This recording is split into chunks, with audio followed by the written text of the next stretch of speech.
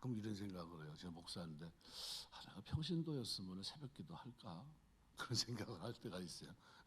물론 저는 매일 4시에 일어나서 뭐 이렇게 항상 4시에 나오는데 뭐 이렇게 기도도 하고 준비도 하고 그러면서 기도했다가 다시 또 일어나서 또 들여다보고 이러거든요. 습관처럼. 근데 평신도였으면 내가 과연 그렇게 했을까 하는 생각을 가질 때가 있습니다. 그래 저보다 낫다는 얘기를 하고 싶어서 그래요. 제 마음이 그러는 거 보면 이렇게 섬기시는 분들 보면 가끔 너무 부끄러울 때가 많습니다. 하나님의 진리의 말씀은 왜곡됨이 없이 그대로 선포돼야 됩니다. 왜냐하면 참 듣기 싫은 소리가 될 수 있는데 떡 굽는 관원장에게 그 해석은 듣기 싫은 소리입니다. 당신 죽을 거야 이런 얘기입니다. 얼마나 듣기 싫었겠어요. 그리고 말하는 사람도 부담스러워요. 그래서 좀 완곡하게 글쎄 뭐 난 잘 모르겠는데 꿈이 좋지는 않은 것 같아. 뭐 이 정도에서 좀 해석을 하고 그럼 참 좋을 것 같은데 정확하게 해석을 해줍니다. 사흘 후에 당신 목은 이렇게 될 겁니다. 아마 새들이 와서 당신 그 저기 뭐 이렇게 잘린 그런 상태에서 아주 비참한 죽음이 될 겁니다. 이거를 그냥 노골적으로 쭉 설명해 주고 있거든요. 이것은 우리가 좀 생각해 봐야 됩니다. 우리가 하나님의 진리의 말씀은 왜곡됨이 없이 그대로 선포돼야 된다는 것을 말씀해 줍니다. 그래서 어떤 설교자가 교인들이 제일 듣기 싫어하는 게 뭐냐? 죄에 대한 겁니다. 당신 그러면 안 돼. 그 죄야. 뭐 이거 지적하기가 쉽지 않거든요. 또 헌신과 봉사에 대해서 강조를 한다든가 이게 굉장히 어렵습니다. 그래서 성도들은 세상에서 비록 남들에게 미움을 산다 할지라도 어떻게 됐든 불의에 대해서 과감하게 지적하고 하나님의 공의를 세워야 됩니다. 만일 이런 일이 없었다면 스데반 집사 같은 사람들은 순교할 일이 없습니다. 여기는 자리가 안 좋고 나를 미워하는 사람들이 많으니까 함구해야 되겠다. 입을 꽉 다물고 있으면 예수님 얼굴 볼 일도 없었고요. 돌에 맞을 일도 없었을 겁니다. 그런데 거기에서 하나님의 뜻을 정확하게 가감 없이 당신들이 지금 모르고 있는 겁니다. 이미 일어난 일들이 이렇습니다. 뭐 그냥 쫙 설명을 하거든요. 듣기 싫은 겁니다. 귀를 틀어 막으면서 가서 어떻게 해요? 돌로 쳐 죽였단 말이에요. 왜 그랬습니까? 올바른 얘기를 했기 때문이에요. 바른 얘기. 신명기 12장 32절 보시면 내가 너에게 명하는 이 모든 말을 너희는 지켜 행하고 그것에 가감하지 말아라. 우리가 더하지도 말고 빼지도 말고 하나님 말씀이 정한 그 길 속에서 살아가야 됩니다. 잠언 30장 6절에도 너는 그 말씀에 더하지 말라. 그가 너를 책망하시겠고 너는 거짓말하는 자가 될까 두려우니라 그랬습니다. 우리가 더하거나 뺄 수 없어요. 우리가 하나님의 진리의 말씀은 왜곡됨이 없이 그대로 선포돼야 되고 우리가 살아가면서 진리를 우리의 삶으로 증거해내야 됩니다. 저 사람 예수 믿는 사람이구나. 뭘 통해 알 수 있겠습니까? 말로는 인정이 안 돼요. 살아가는 삶으로 시청각 교육으로 보여줘야 돼요. 소망 가운데 사는 사람이구나. 저게 하나님의 은혜가 저 속에 있구나. 순례길을 걸어가는 그 모습을 보면서 느끼게 되는 거예요. 그래서 요한계시록 말씀에도 보면 22장 18절 19절에 내가 이 두루마리 예언의 말씀을 듣는 모든 사람에게 증언하노니 만일 누구든지 이것들 외에 더하면 하나님이 두루마리에 기록된 재앙들을 그에게 더하실 것이요 만일 누구든지 두루마리의 예언의 말씀에서 제하여 버리면 하나님이 두루마리에 기록된 생명나무와 및 거룩한 성의 찬미함을 제하여 버리시리라 그랬습니다. 우리가 하나님의 말씀을 왜곡됨이 없이 우리가 바르게 전할 수 있는 그런 은혜가 있게 되시기를 주의 이름으로 축원합니다. 왜 우리가 그렇게 살아야 되냐면요, 하나님의 뜻과 계획은 반드시 이루어집니다. 우리가 이걸 믿어야 돼요. 그래서 20절부터 22절 보면 바로의 생일을 기념하는 잔치를 베푸는 자리에서 요셉이 꿈을 해석해 줬는데 그대로 됩니다. 술 맡은 관원장은 회복이 됐지만 떡 굽는 관원장은 처형을 당합니다. 이 꿈에 대한 요셉의 해석이 한치의 오차도 없이 그대로 이루어졌습니다. 이것은 하나님의 계획과 뜻이 그대로 이루어지는 것을 의미합니다. 원래 두 관원장으로 하여금 꿈을 꾸게 하신 분은 하나님이셨습니다. 요셉은 하나님의 도움으로 꿈을 해석해 주었을 뿐입니다. 우리는 당신이 세우신 계획과 뜻에 대해서 어떤 일이 있어도 정확하고 틀림없이 성취하시는 신실한 하나님의 권능을 우리가 발견할 수 있어요. 이 세상에는 자신의 능력으로 자신의 뜻하는 바를 이루는 사람들이 지천입니다. 엄청나게 많죠. 우리 역사를 제패했던 징기스칸이나 나폴레옹이나 공자, 맹자, 아인슈타인, 위대한 용사가 됐든 정치가가 됐든 철학가가 됐든 과학자가 됐든 자기 뜻하는 바를 계획은 있었지만요, 모두 이루지 못합니다. 알렉산더 같은 사람도 울었다고 그러잖아요. 더 이상 정복할 땅이 없어서. 사람의 계획은 자기 뜻대로 되지는 않아요. 근데 그들이 이룬 것들은 그들이 세운 계획의 겨우 일부분이었을 뿐입니다. 더 살았으면 어떻게 됐을까 싶을 정도죠. 근데 그렇게 단명할 줄 누가 알았습니까? 근데 우리가 오직 한 분 하나님께서는 자신이 계획하고 뜻하신 바를 무엇이든지 이루시는 분입니다. 왜냐하면 하나님의 지혜는 끝이 없고 세상의 모든 것을 다 알고 계시고 그분이 창조하셨기 때문입니다. 하나님의 능력은 무한하셔서 이루지 못할 것이 하나도 없어요. 섭리 가운데 끌어가십니다. 우리 하나님은 그런 분이에요. 그래서 시편 115편 3절 말씀은 이렇게 말합니다. 오직 우리 하나님은 하늘에 계셔서 원하는 모든 것을 행하셨나이다. 원하는 모든 것을 이루세요.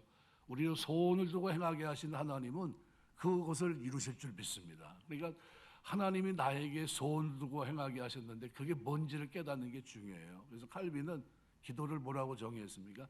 하나님이 나에게 계획한 것을 깨닫는 거다 그랬어요. 하나님 나에게 뭘 계획하셨을까? 나에게 어떤 달란트를 주셨지? 그걸 깨달았다면 그렇게 살아가는 게 그만큼 중요한 겁니다.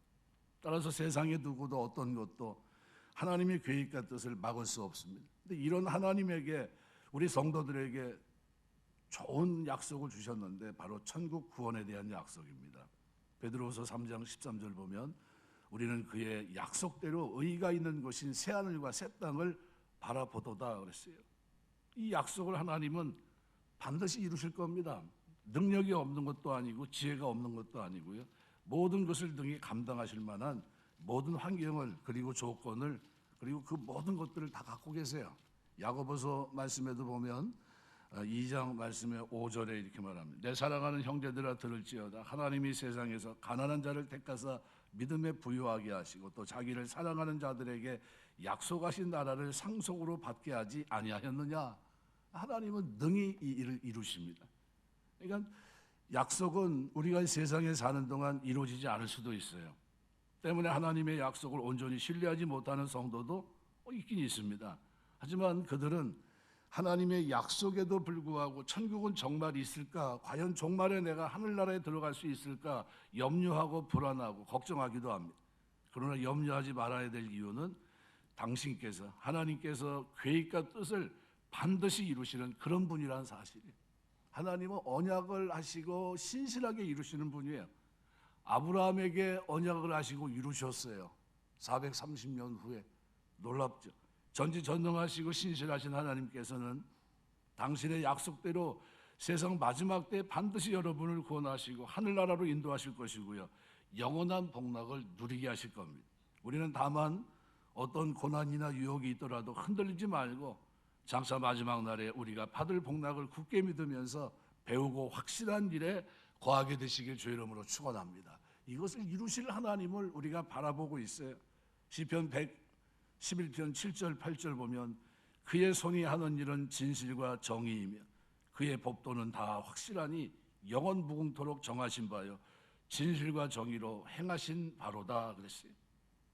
이사야 55장 11절 보면 내 입에서 나가는 말도 이와 같이 헛되이 내게로 되돌아오지 아니하고 나의 기뻐하는 뜻을 이루며 내가 보낸 일에 형통함이니라 그랬어요. 하나님이 말씀하시고 계시를 통해 알게 하시고 기다리게 하신 이 약속들은 반드시 성취하십니다.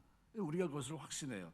예레미야 33장 2절 이를 행하시는 여호와 그것을 만들어 성취하시는 여호와 그의 이름을 여호와라 하는 이가 이와 같이 이르시되 너는 부르짖으라 내가 내게 응답하겠고 내가 알지 못하는 모든 것을 알게 하겠다고 말씀합니다. 우리 신앙생활 하면서 하나님의 약속을 붙들게 되시길 주의 이름으로 축원합니다. 믿음은 약속을 믿고 확신하고 붙드는 겁니다. 이것을 나에게 이루실 하나님을 의심하지 않아요. 그래서 순교도 한 겁니다. 그래서 고난의 잔에서도 포기하지 않고 고난을 마다하지 않고 그 길을 걸어갔던 겁니다. 오늘 20절에서부터 22절 보면 생사복을 주장하시는 하나님을 우리가 보게 됩니다. 그래서 오늘 읽은 말씀에 보면 제3일은 바로의 생일이라 바로가 그의 모든 신하를 위해 잔치를 베풀 때 술 맡은 관원장과 떡 굽는 관원장이 그의 신하들 중에 머리를 들게 하니라. 바로의 술 맡은 관원장은 전직을 회복하며 그의 잔을 바로의 손에 받들어 드렸고 떡 굽는 관원장은 매달리니 요셉의 그들에게 해석함과 같이 되었다. 바로는 하나님의 뜻을 실현하는 도구에 불과합니다. 바로는 만물의 역사의 절대 주권자이신 모든 생명의 주가 되시는 하나님의 강권적인 섭리에 의해서 하나님의 뜻에 따라 살릴 자는 살리고 죽일 자를 죽이도록 결정하는 그 결정 외에는 할 수가 없습니다. 이것은 하찮은 참새 한 마리가 땅에 떨어지는 것도 하나님의 섭리와 허락 속에 있다는 것을 분명히 보여줍니다. 예수님 말씀대로 이 말씀은 모든 생명은 하나님의 손에 달려 있어요. 그래서 늘 여러분 마음속에 여호와를 경외하는 자가 장수하는 줄 믿습니다. 좋은 공기 웰빙하면서 좋은 음식 먹어야 장수합니까? 그거 못 먹어도요. 하나님 경외하면 하나님께서 건강도 붙잡아 주시고요. 반드시 장수할 수 있도록 약속대로 이루실 줄 믿습니다. 그 약속을 믿으셔야 돼요. 하나님 약속을. 다니엘서 9장 4절 크시고 두려워할 주 하나님 주를 사랑하고 주의 계명을 지키는 자를 위해 언약을 지키시고 그에게 인자를 베푸시는 이시여 그랬습니다. 우리 하나님은 반드시 어떻게 해요? 우리가 두렵고 떨림으로 섬겨야 될 그런 분이라는 사실을 여러분 기억하셔야 됩니다. 요한계시록 14장 7절 말씀에 보면 그가 큰 음성으로 이르되 하나님을 두려워하며 그에게 영광을 돌리라 이는 그의 심판의 시간이 이르렀음이니 하늘과 땅과 바다의 물들의 근원을 만드신 이를 경배하라 그랬습니다. 우리가 하나님을 두려워하며 그에게 영광을 돌리게 되시길 주의 이름으로 축원합니다. 이 하나님을 두려워하셔야 돼. 우리 어떤 자식이 부모에게 효도하냐면요, 부모를 좀 두려워할 줄 아는 그런 사람들이 효도를 합니다. 여러분 꼭 기억하셔야 돼요. 하나님도 오늘 우리가 이 땅에 사는 동안 그렇게 살기를 원하십니다. 이사야 말씀에 보면 8장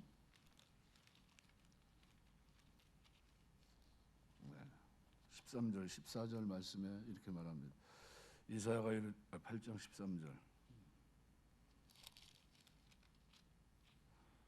만군의 여호와 그를 너희가 거룩하다 하고 그를 너희가 두려워하며 무서워할 자로 삼으라. 그가 성소가 되시리라. 그러나 이스라엘 두 집에는 걸림돌과 걸려 넘어지는 반석이 되실 것이며 예루살렘 주민에게는 함정과 올무가 되시리니 많은 사람이 그로 말미암아 걸려 넘어질 것이며 부러질 것이며 덫에 걸려 잡힐 것이니라 그랬습니다. 생사복을 주장하시는 하나님을 우리가 경외하고 두려워하며 떨며 섬길 때 오늘 우리가 바른 길을 걸어갈 수 있습니다. 오늘 놀랍게도 이 마지막 23절에 보면 술 맡은 관원장이 요셉을 기억하지 못했다 그랬습니다. 여러분 뭐죠? 은혜를 잊어버린 겁니다. 무려 2년 동안 여러분 십자가 구속의 은혜를 잊고 살고 있지는 않은지 생각해 보셔야 됩니다. 영원한 형벌에서 영원한 생명으로 구속받은 이 은혜, 그죠? 꿈을 꾸고 당신은 영원히 죽을 겁니다 얘기했던, 그리고 당신은 살 겁니다 얘기했는데 우리는 누구죠? 조그맣게 본다면 술 맡은 관원장이에요. 복직이 돼서 생명이 연장되고 그리고 살아가는 모습이, 나 위해서 대신 죽으신 주님의 은혜 잊지 마셔야 됩니다. 주님이 피로 값주고 나를 사셨습니다. 값으로 따질 수 없지만 따진다면 우리 주님의 비유로 말하면 1만 달란트 탕감한 거, 요즘 말하면 얼마죠? 1000만 불입니다. 1000만 불. 사도 바울은 이 진리를 깨닫고 은혜를 보답하려고 했습니다. 그의 마음속엔 하나님의 은혜로 가득 찼어요. 나 된 것은 하나님의 은혜로 된 것이고 내가 다른 사도보다 더 많이 수고한 것은 내가 아니라 나와 함께한 하나님의 은혜다. 그 은혜를 예찬합니다. 이 복음을 증거하는 일에는 자신의 생명을 조금 더 귀한 것으로 여기지 않았고요. 이 은혜에 잊지 않고 보답하며 살아가는 삶이 사도 바울의 삶이었던 겁니다. 큰 자였던 자가 작은 자가 되어 섬기며 복음을 위해서 주님의 은혜에 보답하는 마음으로 이 땅을 살아냈던 겁니다. 지금까지 사는 동안 우리는 하나님의 은혜를 얼마나 많이 받으며 살고 있는지 기억하셔야 돼요. 또 얼마나 많은 사람에게 은혜를 입고 잘 살아왔습니까? 그 많은 은혜를 잊어버리고 자신이 잘나서 된 것처럼 생각한다면 실패할 수 있습니다. 오늘 23절 요셉을 기억하지 않고 잊었더라 그랬습니다. 오늘 우리가 잊지 않고 하나님의 은혜에 감사할 수 있는 여러분 되시길 주의 이름으로 축원합니다. 골로새 1장 12절 보면 우리로 하여금 빛 가운데 성도의 기업의 부분을 얻게 합당하게 하신 아버지께 감사하게 하기를 원하노라 그랬습니다. 성도의 기업의 부분을 얻게 합당하게 하신 아버지께, 그 하나님께 아버지라 부르며 나아갈 수 있도록 하신, 그 하나님께 감사하며 나아갈 수 있도록 하신 그 하나님 앞에 우리는 잊지 마셔야 됩니다. 말씀을 맺겠습니다. 은혜를 잊지 마셔야 돼요. 하나님이 나를 위해 독생자를 주신 그 은혜, 뭐로 보답하실 수 있겠습니까? 값으로 따질 수가 없는 은혜입니다. 속량 죄사함 받고 하나님을 아버지라 부르게 하시고 영광의 보좌에 나아갈 수 있도록 약속을 붙잡고 순례길을 걷고 있는 소망으로 가득 찬 믿음의 사람으로 오늘 우리를 세워놨어요. 얼마나 기쁩니까? 살아가면서 우리가 늘 기억하셔야 돼요. 하나님, 내가 주의 은혜에 부응하며 이 땅을 살아갈 수 있도록 주님 도와주시옵소서. 하나님의 진리의 말씀, 특별히 복음을 전할 수 있도록 도와주시고, 듣든지 아니 듣든지 이 복음을 전하는 삶이 내 삶이 될 수 있도록 인도해 주시고, 하나님의 뜻이 반드시 이루어진다는 사실을 기억하며 그 속에서 약속을 붙들고 인내하는 믿음이 나의 믿음이 될 수 있도록 도와주시옵소서. 생사를 주관하시는 하나님이 영원하신 하나님을 두려워하며 섬길 수 있는 그 축복이 나에게 있게 하옵소서 기도하시고, 그런 은혜가 오늘 저와 여러분의 믿는 믿음의 길 속에 늘 충만케 되시길 주의 이름으로 축원합니다. 기도하겠습니다.